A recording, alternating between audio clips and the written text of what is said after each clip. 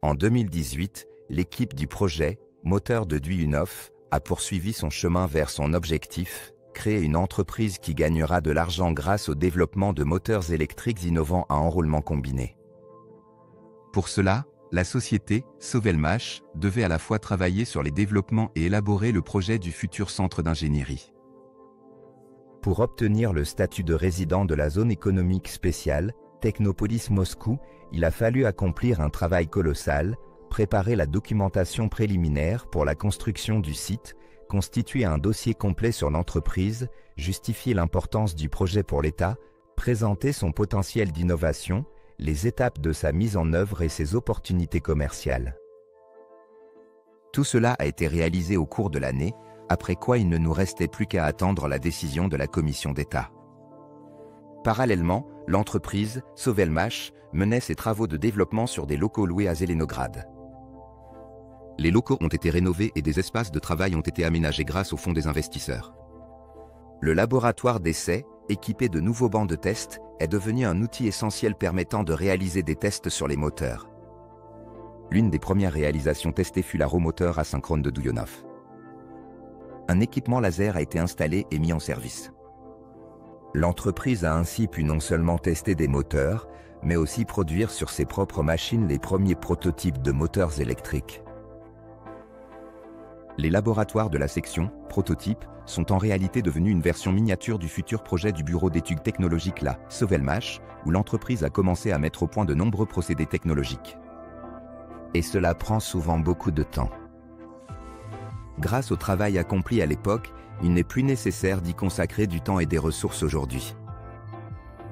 En 2018, en plus de la création de moteurs électriques, un contrôleur propre a également été développé et testé.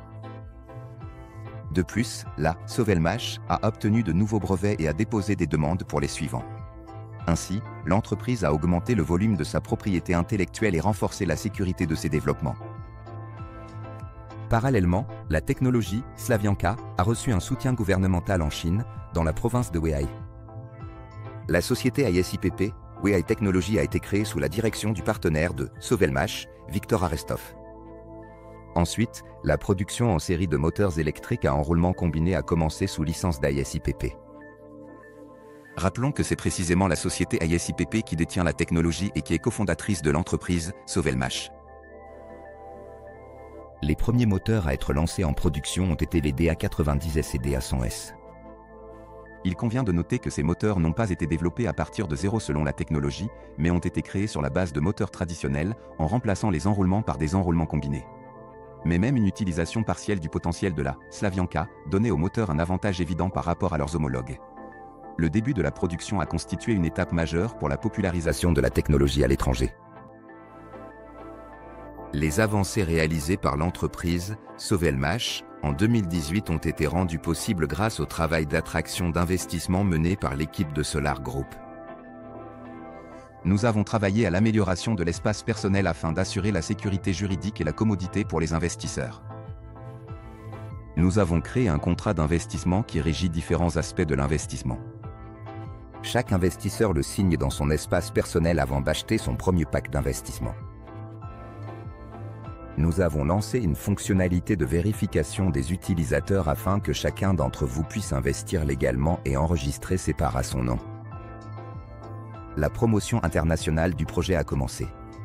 Pour cela, nous avons lancé une chaîne YouTube multilingue et traduit l'espace personnel en plusieurs langues étrangères.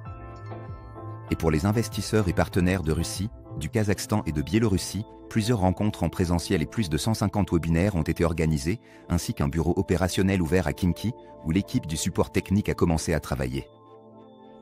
Un programme de formation pour les partenaires a été lancé, ainsi que des webinaires spéciaux qui leur étaient dédiés. En 2018, nous avons attiré 8 fois plus d'investissements que pendant les 6 premiers mois d'existence du projet. Cela représente plus de 8 millions de dollars. Nous avons reçu le soutien de plus de 8000 investisseurs et de 2000 partenaires.